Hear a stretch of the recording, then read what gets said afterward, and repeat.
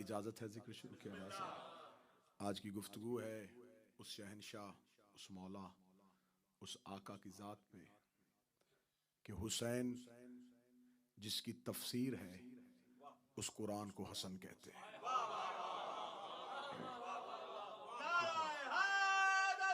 या बिस्मिल्लाह। करबला के पस मंजर को हसन कहते हैं। इमाम हसन मुज्तबा अलैहिस्सलाम की ज़ात गिरामी वो ज़ात है जिसके फ़ज़ाइल और मनाक़ब शिया कुतुब में भी हैं, अहले सुन्नत कुतुब में भी हैं, लेकिन ये फ़ज़ाइल बकसरत नकल नहीं किए जाते, बयान नहीं किए जाते। गुफ्तगू अमीर अल मोमिनीन के फ़ज़ाइल पे होती है, तज़किरा हज़रत इमाम हुसैन अलैहिस्सलाम का होता है। मैं चाहूँगा कि आज की मजलिस में मुकम्मल गुफ्तगू उस आका की ज़ात पे की जाए, उस मौला की ज़ात पे की जाए कि जिसके अंदर इतने फ़ज़ाइल थे कि वो अली का जानशीन बना।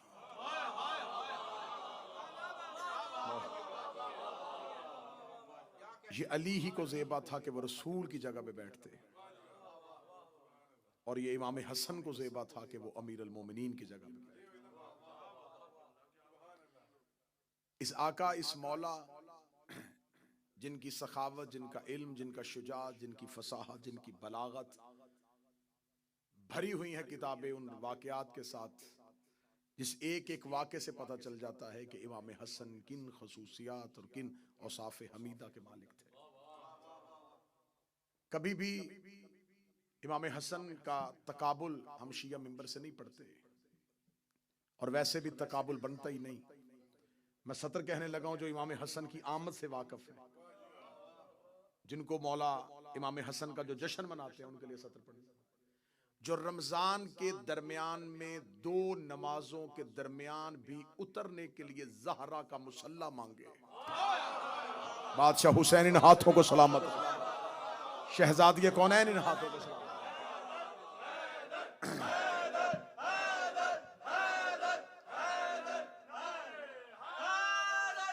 सतर मैंने पढ़ी, जुमला मैंने पढ़ा, नौजवानों का हाथ उठा, मौला इमाम हसन इस हाथ को कभी किसी का मोहताज न फरमाए। मैं जुमला फिर बदल देता हूँ।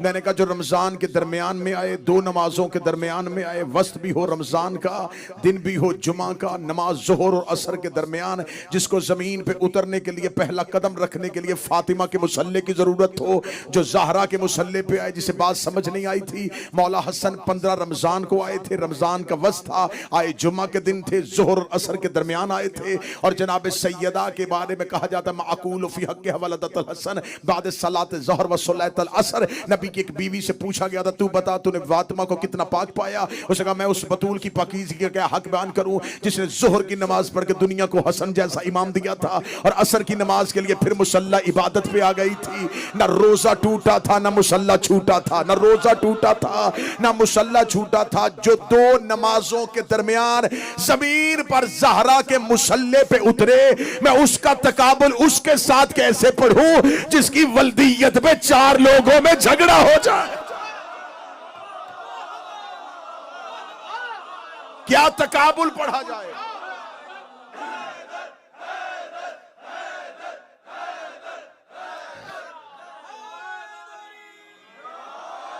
कैसे तकाबुल पढ़ूं? कहां हिंदा का बेटा, कहां ज़हरा का बेटा, कहां पिसरे अबू सुफियान, कहां पिसरे अली। ना ये तकाबुल बनता है। और ये जुमले मेरे नहीं है, बाखुदा मैं मौला इमाम हसन की मजलिस के मौके पर कह रहा हूं, ये जुमले मेरे नहीं है। शाम के दरबार में मुआविया बिन अबू सुफियान ने मौला हसन से कहा था, ए हसन अना खैरु मिनक, मैं तुझसे बेहतर हूं। ये लफ्ज कहे मुआविया ने दरबार शाम में, हसन मैं तुमसे बेहतर हूं। इमाम हसन मुस्कुरा के कहने लगे, मैं तेरा तकाबुल कर ही नहीं सकता, तेरी मेरी बराबरी कैसी? मैं तो तुम्हें यह भी नहीं कह सकता कि मैं तुमसे बेहतर हूं, क्योंकि तकाबुल होता है मिलने वालों के दरमियान, जिनके कुछ औसाफ मिलते हैं। ये जुमले हजरत इमाम हसन के, उसे गाना खैर मिन का। इमाम हसन ने फरमाया मैं तुमसे ये भी नहीं कह सकता, कहां आसमान कहां जमीन, कहां तहारतों का मरकज कहां निजाजतों का मंबा, जो हाथ नहीं उठा कहां बनी हाशिम का चश्मे चरा, कहां बनी उमैया का नसूर, जो हाथ अभी भी नहीं उठा कहां शजराए तैयबा कहां शजराए खबीसा।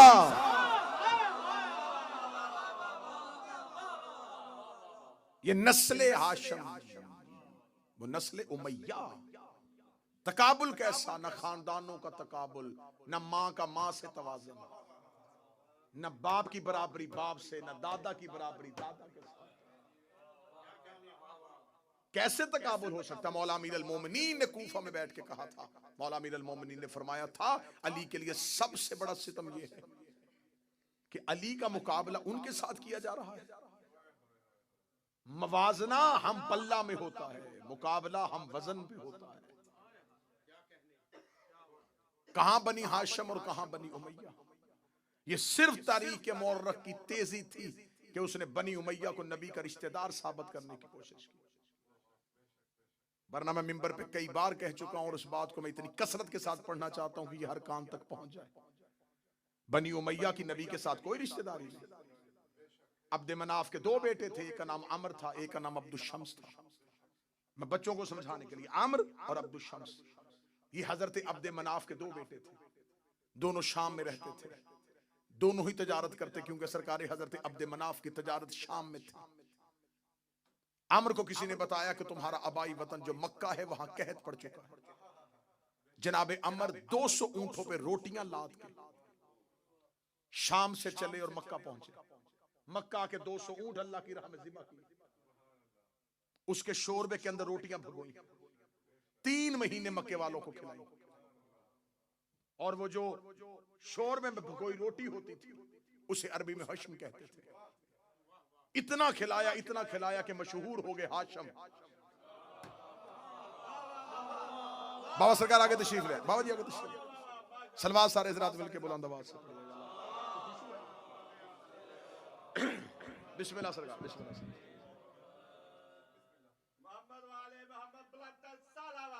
अल्लाहुम्मा सल्लि अला मुहम्मद व आले।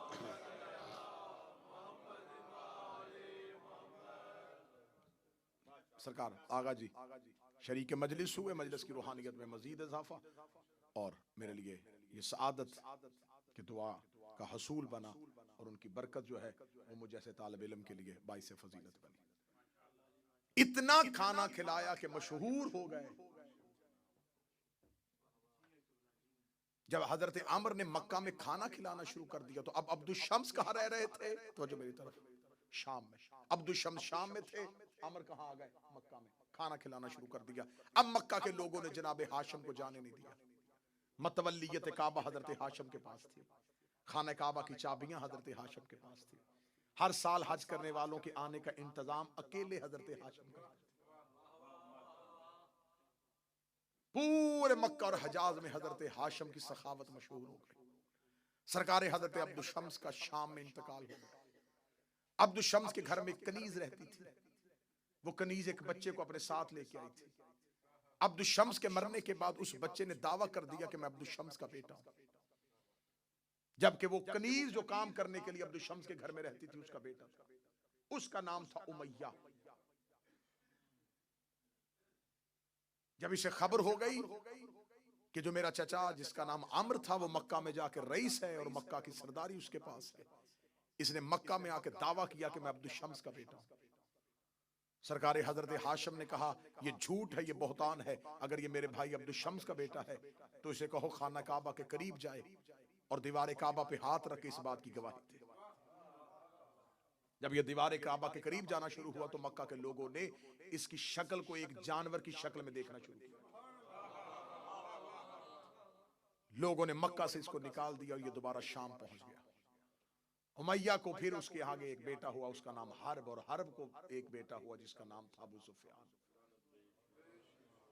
खानदाने बनु हाशिम के साथ कोई ताल्लुक नहीं, खानदान रसूल के साथ कोई ताल्लुक नहीं। अब मैं हजरत इमाम हसन का एक हमला पढ़ने लगा। वैसे तो शुजात हजरत इमाम हसन पढ़ने के लिए एक ही जुमला काफी है कि अब्बास हसन के शागिर्द थे। इसके बाद ना भी पढ़ा जाए हजरत इमाम हसन की शुजात, तो इसी में बंद है। हजरत अबुल फजल अब्बास इमाम हसन के शागिर्द।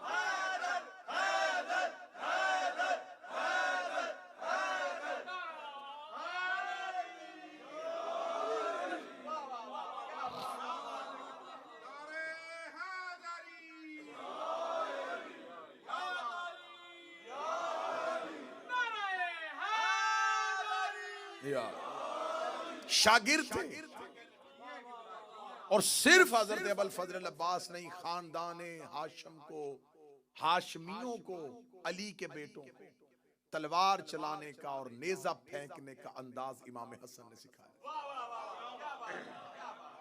बाबा जी आज मौर्रख बहस कर रहा है, हसन को लड़ना नहीं आता था, हसन लड़ते नहीं थे, हसन को जंग करनी नहीं आती थी। इमाम हसन सुलह पसंद थे, धीमे मजाज के मालिक थे। हसन लड़ते नहीं थे, हसन लड़ते नहीं थे। हमें तेरे अंदर के दर्द का पता है, तूने इसलिए कहा कि हसन लड़ते नहीं थे। तुझे हसन की शुजात से तकलीफ इसलिए है कि जमल में ऊंट की टांगे हसन ने काटी थी।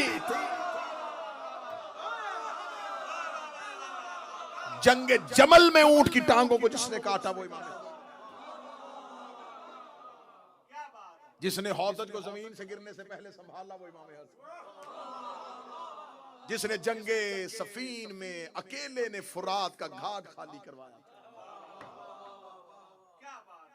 मैं हमला पढ़ देता हूं सरकार हजरत इमाम। जब मुआविया हुकूमत ले चुका और ये हाकम बन चुका शाम का, तो मौला इमाम हसन ने 6 शर्तें सरकार इससे कही थी।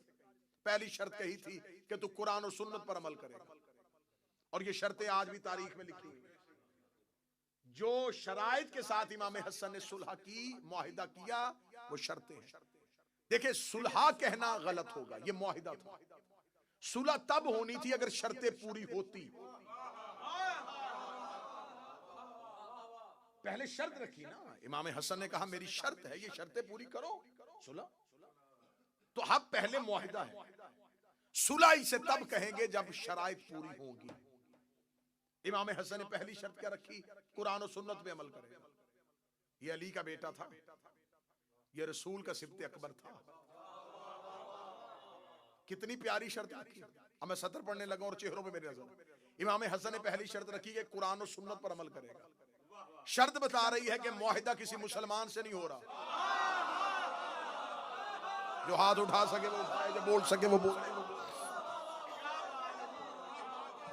शर्त बता रही है कि ये मुआहिदा किसी मुसलमान से नहीं। आज बंदा किसी बंदे से कहे कि तू शिया है, तो पहली शर्त यह है कि तू अली वलीउल्लाह पढ़ेगा।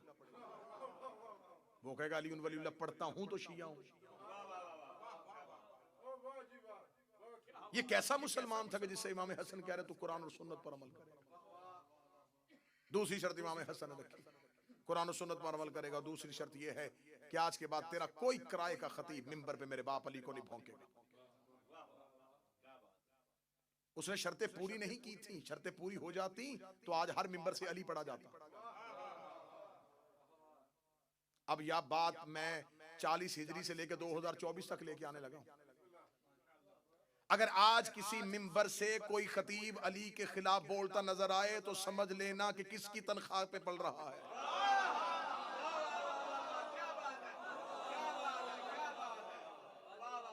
मिंबरों पे अली पे भौंकना हिंदा के बेटे की तनख्वाह थी। मौला इमाम हसन ने फरमाया कोई तेरा किराए का खतीब मेरे बाबे अली को नहीं भौंकेगा। तीसरी शर्त रखी थी, मेरे शियों के हकूक का ख्याल रखा जाएगा। मेरे शियों को नाहक कत्ल नहीं किया जाएगा, उनके हकूक मजरू नहीं किए जाएंगे।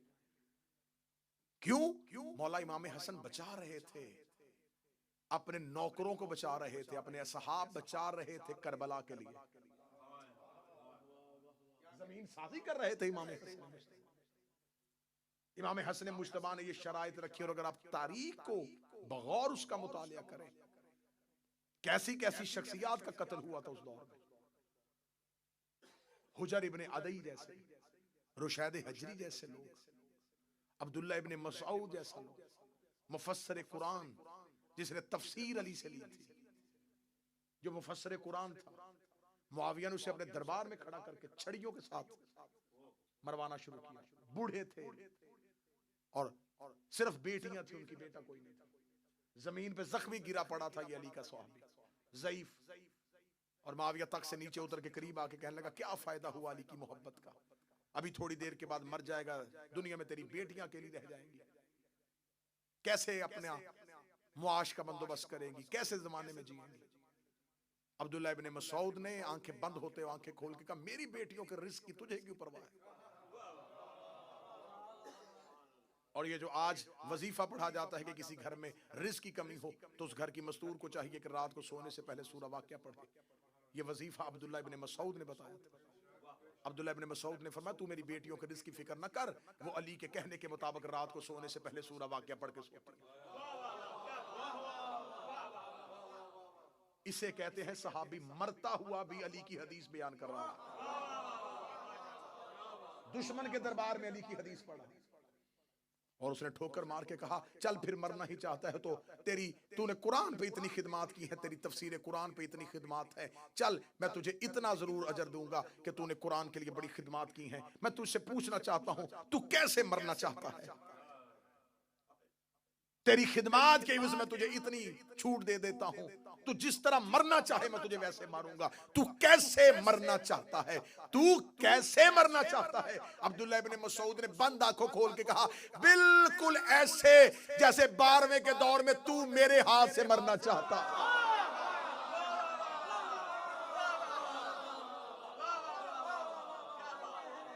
बिल्कुल ऐसे। पीर सादिक शाह जी आगे तशरीफ ले आए सरकार, बिल्कुल ऐसे ही जैसे मेरे 12वें के दौर तू मेरे हाथ से मरना चाहता। सख्त तरीन दौर, झूठी हदीसें गढ़ी जा रही हैं। खुदा की कसम मैं खा के कहता हूं, अगर आप उस लम्हे में तारीख का मुतालिया करके देखें, इस दौर को तारीख में लिखा जाता है वज़ाए हदीस का दौर। वज़ाए हदीस का दौर, झूठी हदीसों की फैक्ट्रियां थी। ये वो दौर है जिसमें इमाम हसन जिंदगी गुजार रहे। दौर कौन सा है? झूठी हदीसें इतनी बनाई जा रही हैं कि लोग बाजार में सब्जी खरीदने के लिए हदीसें लेके जाते थे, हदीसें देते थे और सब्जी खरीदते थे। हदीसों की कीमत थी मार्केट में, जो 50 हदीसें बनी उमैया के हक में लिख के लेके आएगा, इतने में तोली जाएंगी। जो 20 हदीसें अली के खिलाफ लिख के लेके आएगा, इसे कहा जाता है फितनाए वज़ाए हदीस। इतनी हदीसें बनाई गई, इतनी हदीसें बनाई गई, इतनी हदीसें बनाई गई कि अहले सुन्नत का खुद अपना इमाम अबू हनीफा कहता है कि मेरे सामने खड़ा होकर एक शख्स हदीस पढ़ रहा था कि मैंने अबू हनीफा से सुना है। यह अहले सुन्नत की किताब में लिखा हुआ है, वज़ाए हदीस के बाब में लिखा हुआ है। अबू हनीफा ने देख के कहा कि तूने किससे की हदीस सुनी? उसने कहा अबू हनीफा से। उसने कहा बदबख्त, खुदा तुझे जहन्नम में मुंह के बल गिराए, अबू हनीफा तो मैं हूं, मैंने तो आज तक ये हदीस नहीं पढ़ी। ये दौर था, क्योंकि ये मेरी बात इस माइक के जरिए पूरी दुनिया में सुनी जा रही है। जो लोग आज कहते हैं अली और माविया भाई भाई, बैनर लगे हुए हैं पाकिस्तान के शहर, सोशल मीडिया पे शोर है, ये तो शियों की सिर्फ दुश्मनी है। बड़े बड़े अहले सुन्नत के स्कॉलर्स ने इसकी रद्द खुद पेश की, खुद अहले सुन्नत फ्रंट पे आके खड़े, वो कह रहे कि नहीं, उन्हें खबर है कि अगर हमने इसे अपने खाते में डाल लिया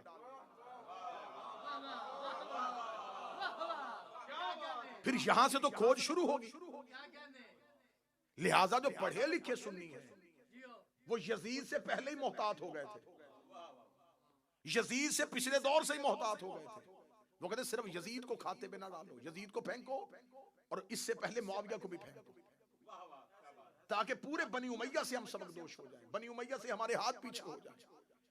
पढ़े लिखे अहले सुन्नत स्कॉलर जो पुराने लोग थे वो नहीं मानने के लिए तैयार थे। उन्हें खबर थी अगर हमने इसे मान लिया फिर पूरी की पूरी खिलाफत गई, अगर हमने इसे अपने खाते डाल लिया तो इसने अपने दौर में इतना कुछ किया हुआ है, वो सब कुछ हमें मानना पड़ेगा। जितनी अहले सुन्नत की किताबें हैं हदीस की, चाहे वो मुस्लिम हो चाहे वो बुखारी हो, ये सब के सब शागिर्द हैं निसाई के। जाए जाके किताब उठा के देखे, और अहले सुन्नत को मैं चैलेंज करके कह रहा हूं, मुझे बताएं कि इमाम नसाई का कत्ल क्यों हुआ था, उसे क्यों मारा गया था। जब उसने खड़े होके अहले बैत के फजाइल पढ़ने शुरू किए तो मजमे में से एक बंदा उठा और उसने कहा, तू अली के फजाइल, अली की हदीसें पढ़ी जा रहा है, क्या तेरे पास मुआविया के हक में कोई हदीस नहीं है? तो इमाम नसाई ने वहीं खड़े होकर कहा, हाँ मेरे पास मुआविया के हक में एक हदीस है कि नबी ने कहा था कि खुदा तेरा पेट ना भरे। और ये आज भी हदीस सही मुस्लिम में पड़ी हुई, आज भी हदीस पड़ी हुई कि रसूल अल्लाह ने उसे बद्दुआ दी थी कि खुदा कभी भी तेरे पेट को ना भरे। जब निसाई ने ये जुमला कहा तो लोगों ने उसे उतार के कहा, बाखुदा ये शिया है, और उसे मारना शुरू किया। और इसी हालत में, जख्मी हालत में उसे लोग ले गए और उसको जाके मक्के में दफन कर दिया और वो मर गया। फितना वज़ा हदीस हो रहा है। उस दौर में इतना तंग कर दिया गया है कि लोगों को वही इस्लाम पढ़ाया जा रहा है जो बनी उमैया दे रहे हैं। इस दौर में इमाम हसन का एक हमला पड़ने लगा। मौला हसन ने 5वीं शर्त रखी थी कि देख, तू अपनी जिंदगी तक खिलाफत करेगा, हुकूमत करेगा, लेकिन तू अपने मरने के बाद अपने बेटे को वली अहद नहीं बनाएगा। इसने अपनी जिंदगी में अपने बेटे के लिए हालात ठीक करने शुरू कर दिए। खुरासान में बैत लेनी शुरू कर दी, कूफे में बैत लेनी शुरू कर दी, बसरा में बैत लेनी शुरू कर दी। खबर इमाम हसन को मदीने पहुंची और ये मुआहिदा होने के 4.5 या 5 साल के बाद की खबर पहुंची कि इसने तो बैत लेनी शुरू कर दी। इमाम हसन अलैहिस्सलाम मदीने से एक गुलाम के साथ अकेले शाम आए। मैं जंग पढ़ने लगा हूं। कोई लश्कर नहीं, कोई फौजी नहीं, कोई सिपाही नहीं, अकेले हजरत इमाम हसन एक गुलाम को साथ लेकर मदीना से निकले। आगे जी शाम आ गए। शाम मुखबरों ने जाकर दरबार में खबर दी, हसन शाम पहुंच गए। और वो शाम के सदर दरवाजे पे आ गए। कहा, जल्दी करो, मेरे दरबार को भरो लोगों से, हसन के पहुंचने से पहले मेरा दरबार भर दिया जाए। मैं ऐन ही तारीख पढ़ने लगा, बिल्कुल हरफ बहरफ तारीख पढ़ने लगा। इसका जब तक हसन शाम के सदर दरवाजे से दरबार तक पहुंचे, दरबार खचाखच भर दो मेरे खुशामदीयों के साथ, सारा मजमा मेरा हो, ताकि हसन को पता चल जाए कि मेरी हुकूमत शाम में कायम हो चुकी है। इसने पूरा दरबार खचाखच भर दिया। इसके किराए के लोग खुशामदी सारे के सारे दरबार में इकट्ठे होकर गलियों में मनादी करवानी शुरू कर दी कि जितनी जल्दी हो सके शाम के सदर दरवाजे से इमाम हसन बढ़ के दरबार की तरफ आ रहे हैं, जल्दी पहुंचो। जामिया मस्जिद उम्वी में लोगों का रश हो गया, इतना दरबार भर चुका था। सारे के सारे खुशामदी और इमाम हसन चलते चलते दरबार की जानब आ रहे थे। इमाम हसन के आने से पहले इसने अपने किराए के खतीब को खड़ा किया। किराए के खतीब को खड़ा करके इसने कहा, चल तू खानदान बनु उमैया के फजाइल पढ़ने शुरू कर दे। किराए का खतीब उठा और उसने खानदान बनी उमैया के फजाइल पढ़ने शुरू कर दिए। इधर इमाम हसन का जब पहला कदम दरबार में आया तो ये इमाम हसन को ये तासुर देना चाहता था कि हमें तो नहीं पता था कि आप आ रहे हैं, आपके आने से पहले ही लोग खानदान उमैया के फजाइल सुन रहे थे और हमारा खतीब खानदान उमैया के फजाइल पढ़ा था। किराए का खतीब ऊंचाई पे खड़ा हुआ खानदान बनी उमैया के फजाइल पढ़ा था। इमाम हसन दरबार में आके खड़े हुए। लोगों ने तीखी नजरों से हसन की तरफ देखा और इमाम हसन की तरफ कोई तवज्जो न की। किसी ने इमाम हसन को कुर्सी न दी, किसी ने इमाम हसन के लिए रास्ता न छोड़ा। सारे खानदान बनी उमैया के फजाइल उठ उठ के दाद दे रहे थे। तहसीन की आवाजें आ रही थी, वाह वाह मरहबा की सदाएं आ रही थी।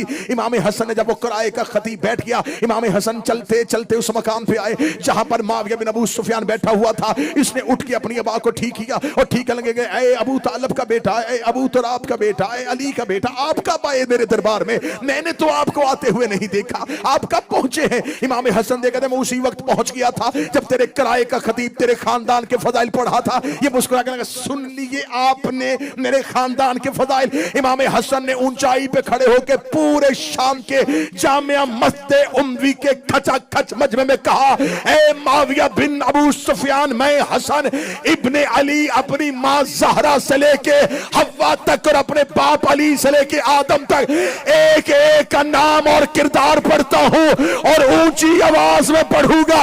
अगर तुम में जुर्रत है मेरे कान में आके अपनी मां का किरदार सुन।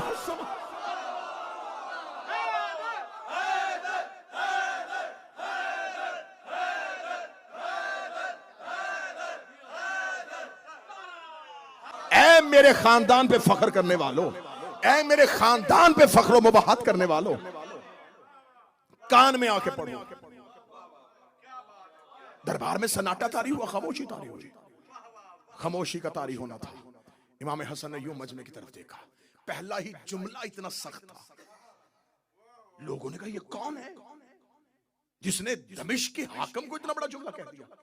हाकम अभी तख्त पे लर्जा बर आदम था और चेहरे पे मौत की जर्दी थी। इमाम हसन ने कहा जो मुझे जानता है वो जान ले, जो नहीं जानता वो सुन ले। अना हसन इब्ने अली, मैं हसन अली का बेटा हूँ, मैं अबू तालब का बेटा हूँ, मैं ज़ुर्रियत इब्राहिम हूँ, मैं नस्ल इस्माइल हूँ, मैं शजर तैयबा का समर हूँ, मैं फर्जंद इब्राहिम हूँ, मैं फर्जंद इस्माइल हूँ, मैं सफ़ा का बेटा हूँ, मैं मरवा का बेटा हूँ। इतना कहते कहते इमाम हसन के जुबान से जुमला निकला, मैं चाहूँ तो इराक को शाम कर दूँ, मैं चाहूँ तो इराक को शाम कर दूँ, मैं चाहूँ तो दिन को रात कर दूँ, मैं चाहूँ तो रात को दिन कर दूँ। पीछे से बंदा मजमा चीरता हुआ आगे बढ़ा और आगे बढ़ के लगा, मा अकाला हक हाफिज, तू वो क्यों कह रहा है जो तू कर ही नहीं सकता। इमाम हसन ने तीखी हुई नजरों से पीछे मुड़ के देखा, फरमाया शर्म नहीं आती औरत हो के मर्दों में खड़ी, औरत हो के मर्दों में खड़ी है। फौरन जिस्म के खदोखाल तब्दील हुए, हयत बदन तब्दील हुई। इनकलाब ईरान के बानी आगा खुमैनी ने एक तफसीर लिखी है कुरान की। उन्होंने अपनी कुरान की तफसीर में सूरह यासीन की इस आयत में इन्नमा अम्रुहु इज़ अरादा शैअन यक़ूलु लहु कुन फयकून, इसकी तफसीर करते हुए उन्होंने कहा कि अल्लाह कहता है कि जब मैं किसी चीज का इरादा करता हूं, मैंने हवाला दिया है, आगा खुमैनी ने अपनी तफसीर में लिखा, उसने कहा जब खुदा किसी चीज का इरादा करता है तो खुदा कहता है जब मैं इरादा करता हूं तो मैं कहता हूं हो जा तो वो हो जाती है। फिर उन्होंने इसके आगे तफसीर में लिखा कि ये बात मखलूक को समझाने के लिए है, वरना अल्लाह के इरादे कहने और होने में फासला नहीं होता। उन्होंने कहा अल्लाह के इरादे में, कहने में और होने में कोई फासला, कोई वकू नहीं होता। उसका इरादा ही उसका कहना है, उसका कहना ही उसका होना है, उसका इरादा ही उसका कहना है, उसका कहना ही उसका होना है। ये तफसीर हो गई कि अल्लाह का इरादा अल्लाह का कहना है, अल्लाह का होना है। मैं मर्जी के चौक में अपनी जुबान कटवाऊंगा। हसन ने शाम के दरबार में मुसल्ला बिछा के 2 रकत नमाज पढ़ के दुआ नहीं की कि मेरे अल्लाह इसे औरत कर दे, मेरे अल्लाह इसे औरत कर दे। हसन ने कह दिया वो हो गया।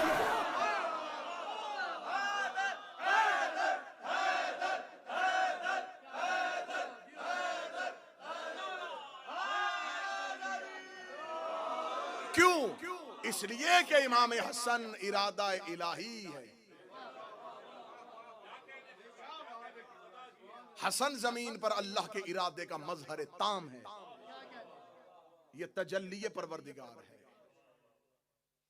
अल्लाह का कहना इनसे साबित है क्योंकि ये दलील परवरदिगार। कहा शर्म नहीं आती औरत होके मर्दों। यहां तक आपको जाकिरी ने सुनाई है, मैं इससे अगली हदीस का अगला टुकड़ा सुनाने लगा। अब इससे भी अच्छा टुकड़ा सुनाने लगा हूं। जब कहा शर्म नहीं आती औरत हो के मर्दों में आ गई है, हैयत तब्दील हुई, खदोखाल तब्दील हुए, मिंबर की पूरी खतीबाना जिम्मेदारी के साथ जुमला कहने लगा। जो ही बदन तब्दील होना शुरू हुआ तो अपने आप में शर्मिंदगी में ऐसे मजमे से बाहर निकलने का इरादा किया। इमाम हसन ने पीछे आवाज कहा रुक जा, कहां जा रहा है? घर जाके क्या करेगा? घर पे तो औरत बैठी थी, जा, हमने उसे मर्द कर दिया है, हमने उसे मर्द कर दिया।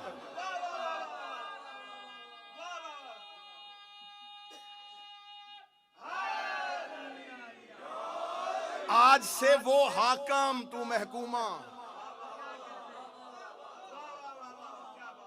आज से वो हाकम तू महकूमा। इतना इमाम हसन का कहना था। अब पूरे दरबार में जब लोगों ने मोजज़ा देख लिया, अब एक मर्द को अभी अभी जिसने औरत बनते देखा हो, अब दूसरे की हिम्मत है? बिल्कुल खामोशी तारी हुई। जब बिल्कुल सन्नाटा तारी हो गया, हैबत हसन, हसन की हैबत ने शाम के महल को ऐसे पत्थर का कर दिया। अब इमाम हसन की आवाज जामे मस्जिद उम्वी की दीवारों से टकराई। फरमाया सुनो, लकड़ी के तख्त पे बैठ के फख्र करने वाले, इन्ना बेशक अल अर्श हुसीरी, मोहम्मद ज़मीरी, अली अमीरी, हुसैन वजीरी व जबरील फकीर। ऐ लकड़ी के तख्त पे बैठ के फख्र मुबाहात करने वाले, अर्श मेरे तख्त का नाम है, मोहम्मद मेरे जमीर का नाम है, अली मेरे अमीर का नाम है, हुसैन मेरे वजीर का नाम है, जबरील मेरे फकीर का नाम है। अल अर्श सीरी, मोहम्मद ज़मीरी व अली अमीरी व हुसैन वजीरी व जबरील फकीरी। कहीं तारीख से खुतबा अकेले शाम में, अकेले है शाम में। अरबी जुबान में आप नफरत के साथ, जैसे हम उर्दू जुबान में किसी के साथ बात करते उलझते उलझते, जब उस बंदे को इस काबिल न समझे ना किसी बात, तो बंदा उर्दू जुबान में एक लफ्ज बोलता है, माहौल चल हट, बोलते हैं चल हट। अरबी जुबान में इसके सिर, चल हट। और अगर सामने औरत हो तो उसको सिर नहीं, सीरी, सिर कहा जाता है मर्द के लिए, सीरी कहा जाता है औरत। चल हट, मर्द हो सिर, औरत हो सीरी। अब आखिरी सतर है और जुमला आपने ऐसे वसूल करना है जैसे जुमले का हक बनता है। मेरे मौला इमाम हसन शाम के दरबार में खड़े होगा, अल अर्श सीरी, अर्श मेरा तख्त है, मोहम्मद ज़मीरी, मोहम्मद मेरा ज़मीर है, व अली अमीरी, अली मेरा अमीर है, व हुसैन वजीरी, हुसैन मेरा वजीर है, व जबरील फ़कीरी, और जबरील मेरा फ़कीर है। ये कहना था या मुआविया बिन अबू सुफियान इमाम हसन के बिल्कुल सामने आके खड़ा हुआ। उसका दरबार में तो किसी की जुर्रत नहीं कि हसन के जुमले को काटे। वो सामने आके खड़े हो गया, लगा ए हसन, तूने मदीने से आके शाम में फसाद फितना बर्पा कर दिया है, तूने मेरे दरबार की हैबत को तब्दील कर दिया है। क्या तू भी अपने बाप की तरह मोजे दिखा के अपनी हुकूमत साबित करना चाहता है? इमाम हसन ने उसी लहजे में कहा, इस शे तो असीरी, पीछे हट या कहूं सीरी।